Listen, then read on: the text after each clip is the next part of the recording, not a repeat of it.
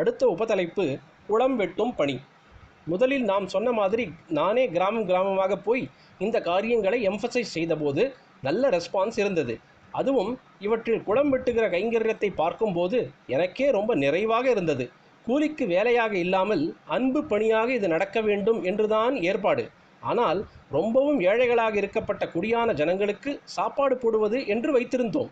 இருந்தாலும் அநேக இடங்களில் அந்த பரம ஏழைகள் கூட தாங்களே சோறு கட்டி கொண்டு வந்து உற்சாகத்தோடு குளம் வெட்டியதை பார்க்கிற போது நம் தேச ஏழைகளுக்கு இன்னும் நல்ல பண்புகள் போகவில்லை, நாம் தான் அதை சரியாக காரியத்தில் கொண்டு வரவில்லை என்று தெரிந்தது. ரதோத்சவம் மாதிரி பெரிய பெரிய மிராசுதார்களிலிருந்து அந்த மிராசில் கடைசியாக நிற்கிற பண்ணையாள் வரையில், ஸ்ரௌதிகள் பத்தினியிலிருந்து புல்லுக்கட்டுக்கார பெண் வரையில் எல்லோரும் ஒன்றாக சேர்ந்த பூர்த்த தர்மம் செய்தது கண்கொள்ளா காட்சியாக இருந்தது. அப்புறம் நடக்கிற பரோபகாரம் இருக்கட்டும், இப்போது இப்படி சமூகம் முழுக்க ஐக்கியமாக சேர்ந்திருக்கிறதே இதுவே போதும் என்று இருந்தது. ஒரு தடவை நல்ல பௌர்ணமி ராத்திரி அந்த நிலா வெளிச்சத்திலே மாயவரத்துக்கு கிட்ட இப்படித்தான் சகல ஜனங்களும் ஒரு மனசாக சேர்ந்து குளம் வெட்டினார்கள். நானே நேரில் போய் கூட இருந்து பார்த்து கொண்டேன். வெட்டுவது ஜில்லென்று குளம், சந்திரிகையும் ஜில்லென்று வருஷித்து கொண்டிருந்தது. தொண்டு ரூபமாக அத்தனை உள்ளங்களும் ஜில் என்று அன்பை வருஷித்து கொண்டிருந்தன. இப்போது நினைத்தாலும் நெஞ்சு குளிர்கிறது. அப்புறம் நான் 100,000 காரியத்தை வைத்துக்கொண்டு எங்கெங்கோ சுற்றப்போனதில் அவர்களுக்கு உற்சாகம் கொஞ்சம் கொஞ்சமாக குறைந்து விட்டது. இதை விட்டுவிட்டு போனது என் தப்புதான். தஞ்சாவூர் ஜில்லாவில் மாத்திரம் 2000 சங்கங்கள் போல் நிறுவி ஒவ்வொன்றுக்கும் ஒரு முத்ராதிகாரியையும் உபமுத்ராதிகாரியையும் தொண்டர்களையும் நியமனம் பண்ணியிருந்தோம். தாலுகா கமிட்டி, கோட்டக கமிட்டி, கிராம சங்கம் என்று இதை 3ஆக பிரித்திருந்தோம்.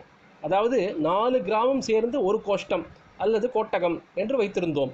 பட்டணங்களில் தெருவுக்கு ஒரு முத்ராதிகாரி கூட போட்டோம். அநேகமாக தஞ்சாவூர் ஜில்லா கிராமங்களில் எல்லாம் மடத்துக்கென்றே பட்டயம் மானியம் என்று ஒரு துண்டு நிலம் இருக்கும். அவற்றின் வருமானத்தை எல்லாம் முத்ராதிகாரிடமே ஒப்படைத்து இந்த ஜீவாத்ம கைங்கரிய தர்மங்களை பண்ண செய்தோம். சுமார் 5000 தொண்டர்கள் சேர்ந்து ரொம்ப ஈடுபாட்டோடு பணிகள் செய்து வந்தார்கள். சூரியோதயத்திலிருந்து சூரிய அஸ்தமனம் வரை, பௌர்ணமியானால் ராத்திரி பூராவும் ஊர் ஜனங்கள் எல்லோரும் ஏக மனசாக பகவன் நாமாவை சொல்லிக்கொண்டு குளம் வெட்டியது இப்போது கூட கண்முன்னால் நிற்கிறது. ஒவ்வொரு கிராமத்திலும் இருக்கிறவர்கள் ஒன்று சேர்ந்தது மட்டுமில்லை, 4 கிராம ஜனங்களாக சேர்ந்து ஒரு வருஷம் ஒரு கிராமத்தில் குளம் வெட்ட வேண்டும், இருக்கிற குளத்தை தூர்வார வேண்டும். அடுத்த வருஷம் இவர்கள் இந்த 4இல் இன்னொரு கிராமத்தில் இந்த பணியை செய்ய வேண்டும். அதற்கடுத்த வருஷம் 3வது கிராமத்தில், அதற்கும் அடுத்த வருஷம் 4வது கிராமத்தில் பண்ண வேண்டும் என்று வைத்ததால் கோட்டக ஜனங்களுக்குள்ளே ஒற்றுமை ஒத்துழைப்பு உண்டானதோடு அது தற்காலிகமாய் இருந்து பிசுபிசுத்து விடாமல் 4 வருஷமாவது உயிரோடு நீடித்து வந்தது. தஞ்சாவூர் ஜில்லாவில் 4-5 மாதம் ஜலம் இருக்காததால் காத்தம் என்கிற இந்த குளம் வெட்டுகிற பணிக்கு நிறைய அவசியம் உண்டு. சேரியிலும் வெட்ட வேண்டும். இன்னும் ஜனங்களுக்கு என்றே இல்லாமல் ஆடு மாடுகளுக்காகவும் ஊருக்கு வெளியிலே மேய்ச்சல் பூமியிலே வெட்ட வேண்டும் என்றெல்லாம் ஏற்பாடு பண்ணி அப்படியே நடந்து வந்தது. வெயிலில் கஷ்டப்படுகிற வாயில்லா ஜீவன்களுக்கு தண்ணீர் கைங்கரியம் செய்வது உத்தமமான தர்மம். சாஸ்திரத்தில் குளிக்க போகிற ஒவ்வொருவனும் குளத்திலிருந்து 4 கை மண் அள்ளி போட்டு விட்டு குளிக்க வேண்டும் என்று சூக்ஷ்மமாக சொல்லியிருக்கிறது. ஸ்வல்ப தர்மத்தை பின்பற்றினால் ஜலக்கஷ்டம் எவ்வளவோ குறையும். கோனேரி ராஜபுரத்தில் ஒரு பிராமண குடும்பம். அவர்கள் எங்கே குளம் வெட்டினாலும் அதற்கு பாதி பணம் கொடுப்பார்கள். ஆனால் ஒரு கண்டிஷன் சொல்வார்கள். அதாவது குளத்துக்கு ஒரு பக்கம் படித்துறை கட்டாமல் நிலத்தையே ஜலமட்டம் வரை சரித்து விட வேண்டும் என்பார்கள். ஏனென்றால் ஆடு மாடுகளுக்கு படிகளில் சௌகரியமாக இறங்கி வந்து நின்று ஜலம் குடிக்க தெரியாது. எனக்கு ஆசை, ஹரிஜனங்களும் குடியான ஜனங்களும் நம்ம மடத்து பிரதிநிதிகளாக கோட்டகம் தோறும் கால்நடைகளுக்கென்றே குளம் வெட்ட வேண்டும் என்று. பட்டுக்கோட்டை தாலுக்கா தவிர ஜில்லா முழுக்க இப்படி நிறைய செய்தோம். பட்டுக்கோட்டையில் ஒவ்வொரு வீடுமே ஒரு காடாக இருந்தது. இடுப்பளவு வெட்டினாலே ஜலமும் வந்துவிடும்.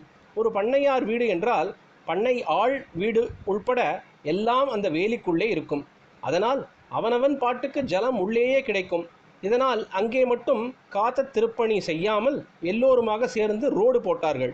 பொதுவாக முத்ராதிகாரிகள் திட்டத்தில் மாசத்தில் 2 ஏகாதசியும் புராண பட்டணம், வருஷத்தில் ஒரு கோட்டகத்தில் ஒரு குளம் வெட்டுவது என்று 2ம் நன்றாக நடைபெற்றன. பிற்பாடு சமூகத்துக்கு ஒரு நன்மை கிடைப்பது, பிற்பாடு இந்த மாதிரி உழைப்பே ஒருத்தனுக்கு சித்த சுத்தி தருவது, எல்லாவற்றுக்கும் மேலாக அப்போதே இம்மாதிரி காரியங்கள் பல ஜனங்களை ஜாதி ஸ்டேட்டஸ் சண்டைகள் இல்லாமல் ஒரு குடும்பமாக சேர்த்து வைத்ததை பார்த்ததிலிருந்து தனித்தனியாக பரோபகாரம் செய்வதை விட பலர் சேர்ந்து சங்கமாக செய்வது ரொம்ப விசேஷமானது என்று தெரிந்தது. கழகம், கம்யூனிசம் எல்லாவற்றுக்கும் பெரிய மாற்று மருந்து கொஞ்சம் கூட அரசியல் வாடையே இல்லாத பொதுநலப் பணிதான் என்றும் தெரிந்தது. பலர் சேர வேண்டும் என்பதற்காக இதை ஒரு அசோசியேஷன் என்று சொல்லி ரெஜிஸ்டர் பண்ணி சேர்மன், செக்ரட்டரி, கவர்னிங் பாடி, அது இது என்று சொல்லிக்கொண்டு ஸ்தானங்கள், அதற்காக சண்டை போட்டி என்று ஆகிவிடக்கூடாது. பரோபகாரத்தின் பெரிய பலனாக அகம்பாவ நாசமே இதனால் அடிபட்டு போய்விடும். அதனால் இதில் ஆஃபீஸ் எதையும் உள்ளே விடக்கூடாது.